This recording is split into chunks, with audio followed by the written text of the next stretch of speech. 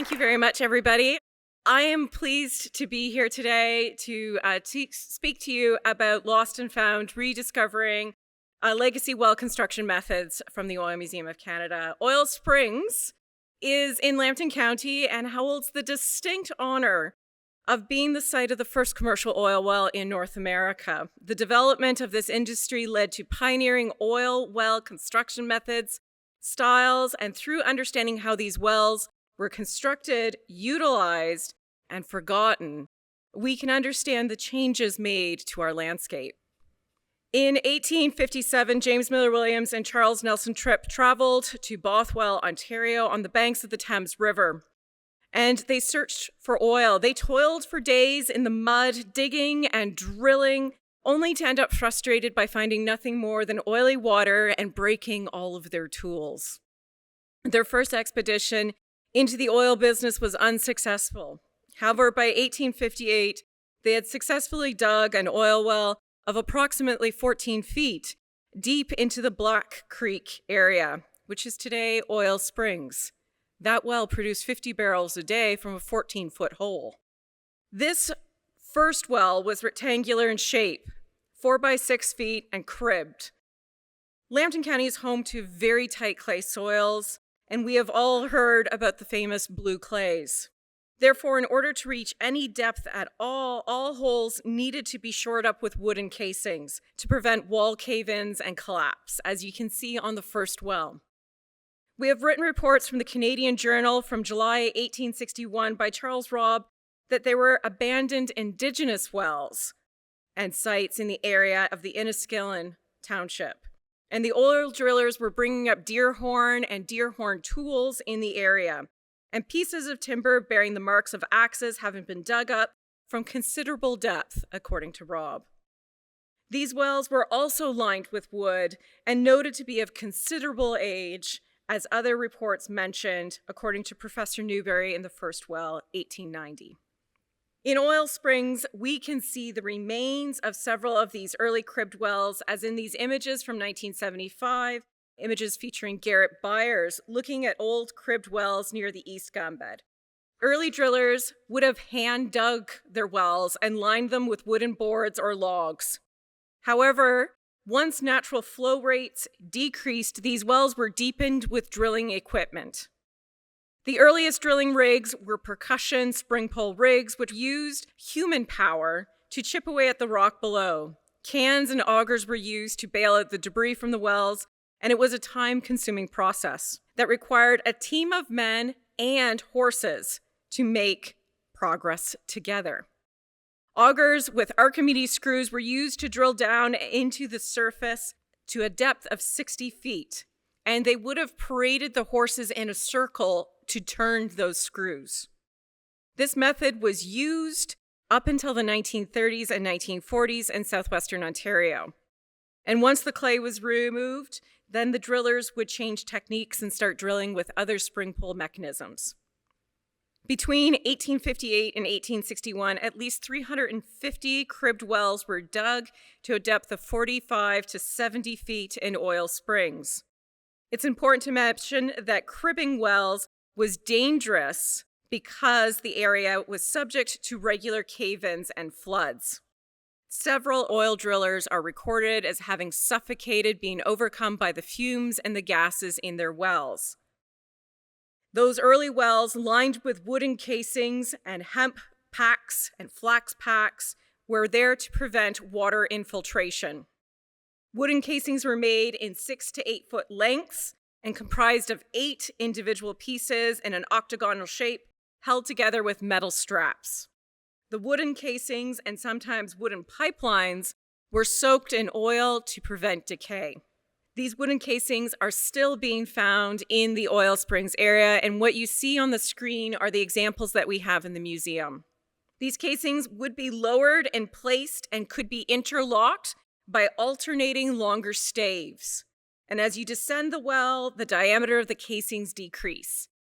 Often, in order to lower the casings, they'd flood the well and then pump the wells out to have the casings naturally lower into place and then fit them. Prior to 1863, The wells were shallower in depth and mostly clustered along the Black Creek until John Shaw broke through the caprock and struck a gusher at a depth of 203 feet. With the year of the gushers, many people rushed into the oil springs area and quickly started digging their wells. The law of capture was the prevailing wisdom. Every landowner and every prospector sought to drill as many wells as possible on their land to prevent the neighbors from harvesting all the oil in the area.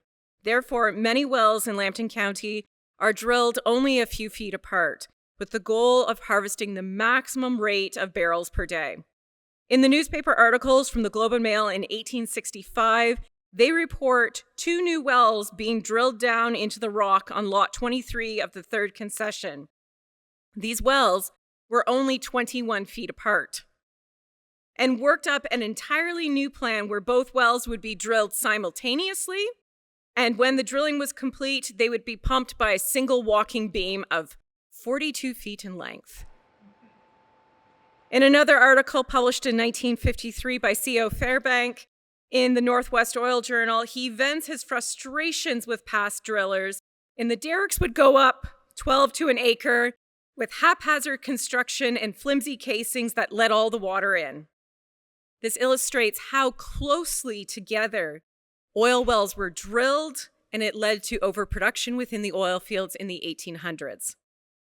These natural flowing wells produced problems to these early drillers as they were figuring out how to control the rate of oil emerging from the wells.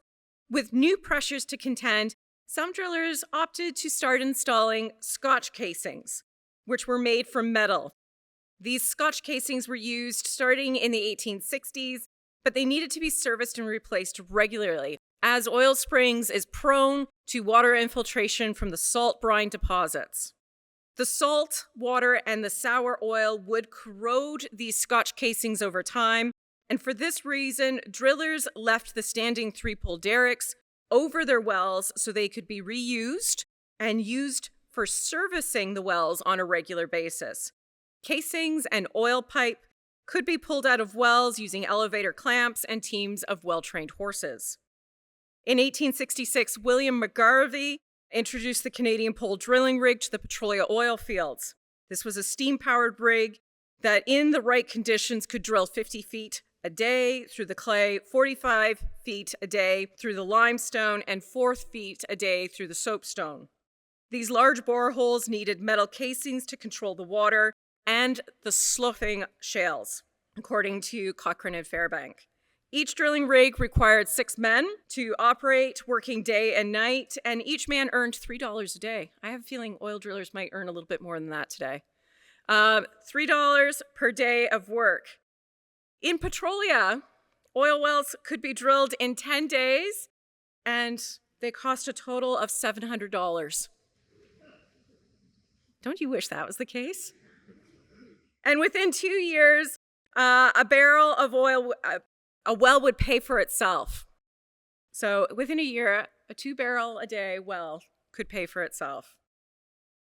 This was a booming industry, but there were some shysters, and they cut corners to make a profit, resulting in water infiltration. And as natural flow wells decreased in production or oil dried up, new innovations were brought in.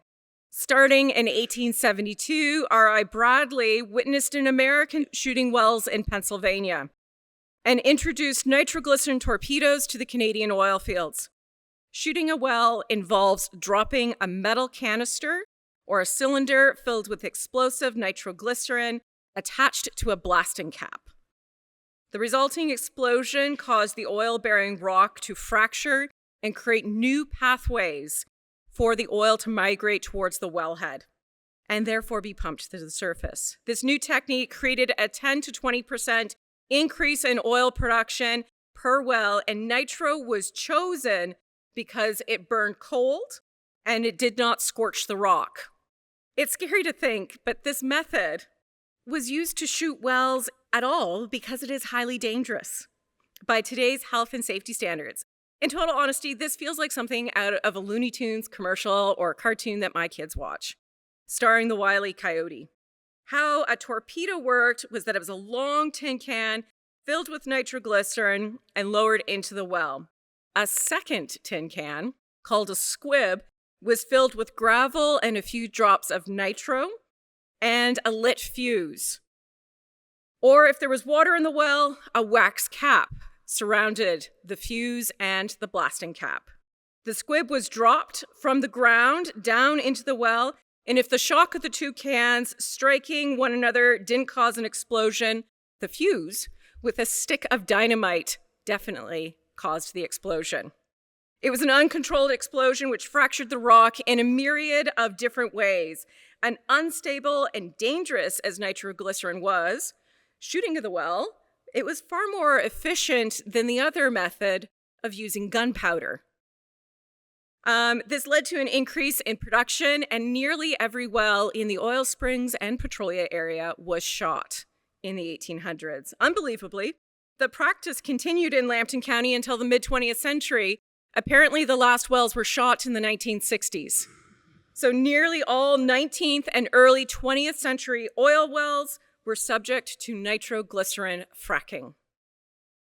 As someone who grew up watching Indiana Jones movies, I was inspired to use this information to see if we could find some abandoned wells and old abandoned sites in my neighborhood. And with local memory that abandoned oil wells can be forgotten in the most likely or unlikely of places, including the parking lot of Sarnia's Eastside Mario's restaurant in 2018. They were hoping for an olive oil gusher, or a Beverly Hillbillies situation as reported by the newspaper. And instead, they were saddled with the cost of plugging an abandoned 52-meter well far from the traditional oil fields of oil springs and petroleum. This is in the heart of Sarnia. However humorous I try to make it sound, this illustrates that throughout southwestern Ontario, there are many forgotten sites in unexpected places. And I wondered what lost treasures could be found in the fields and fence rows and the bush lots of Lambton County's agricultural communities. The first step was to look at a map. So as you see, I looked at that map. It was one that we found on the website for County of Lambton. And I believe it was produced by the Oil, Gas, and Salt Resource Library. So, wow, there was a lot to choose from. And it appears that very few areas of Lambton County were unaffected by Wildcat prospectors.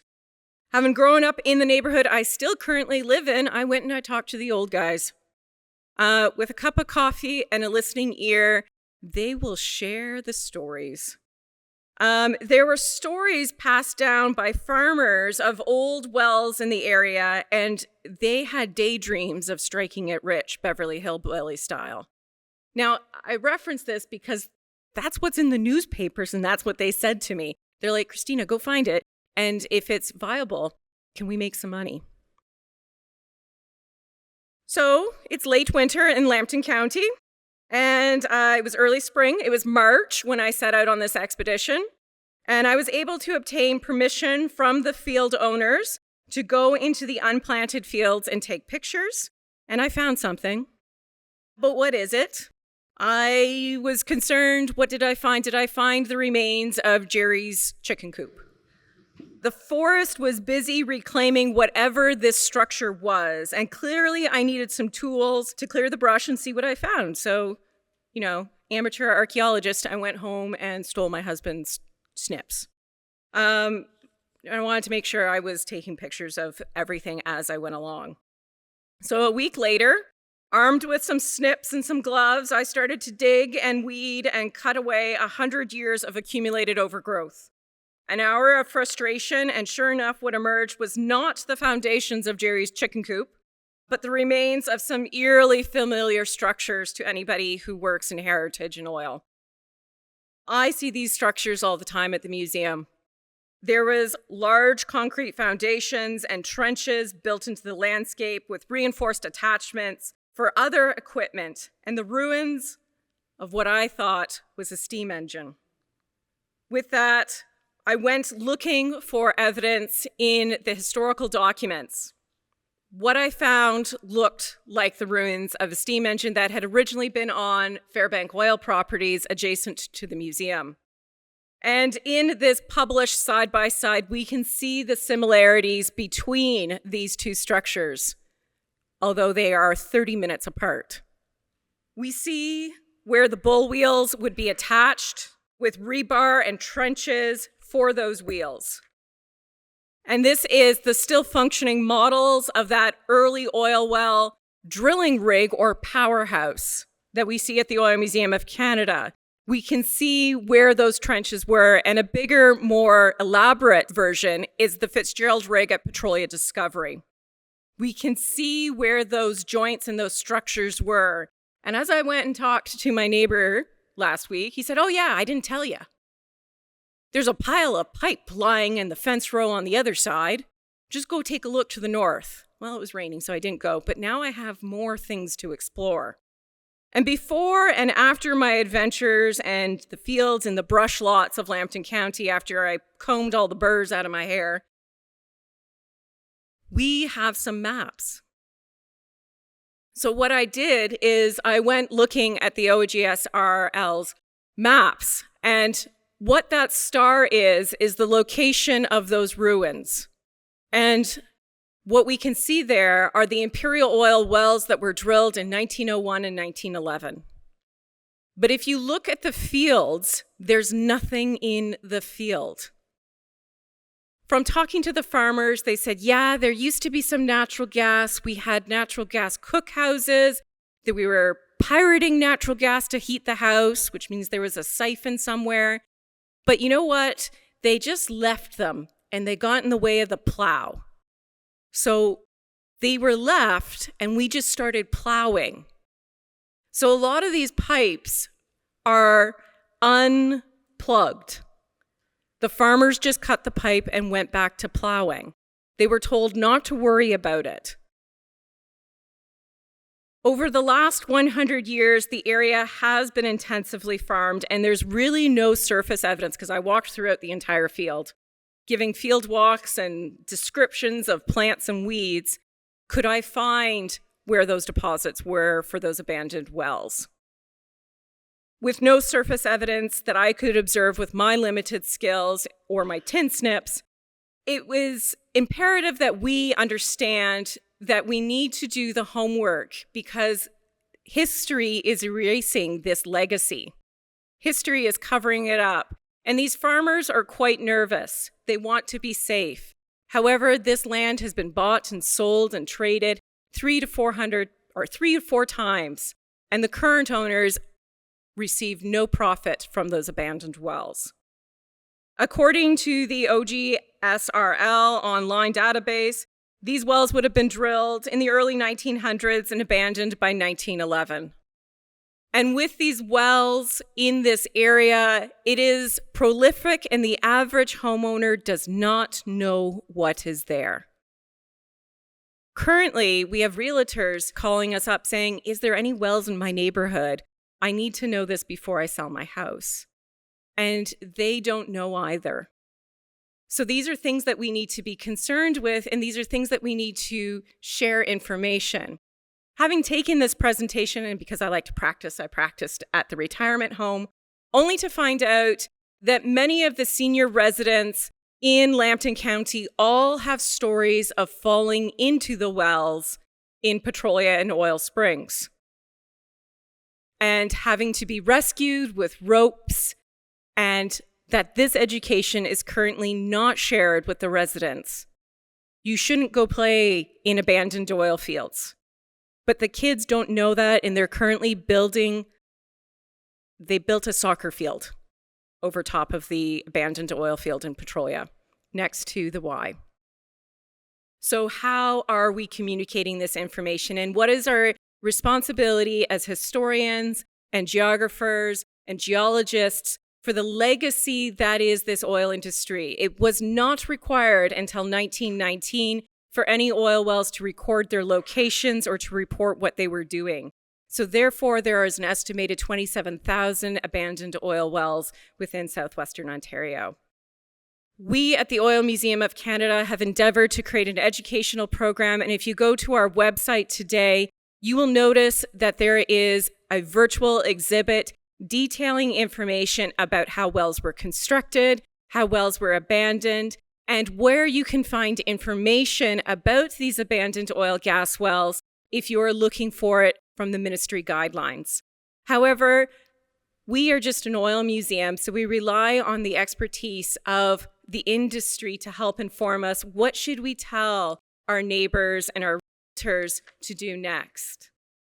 So this is how they were built. Today, I brought what was a physical mock-up of how they actually dug the wells in the 1850s and the 1860s. So you can come look at it. We had some of the old guys. They loved, and I say this because it's one gentleman, he loves building models. So he will build a physical model for us to illustrate what he is trying to describe. And yeah, feel bad for the people at Eastside Mario's.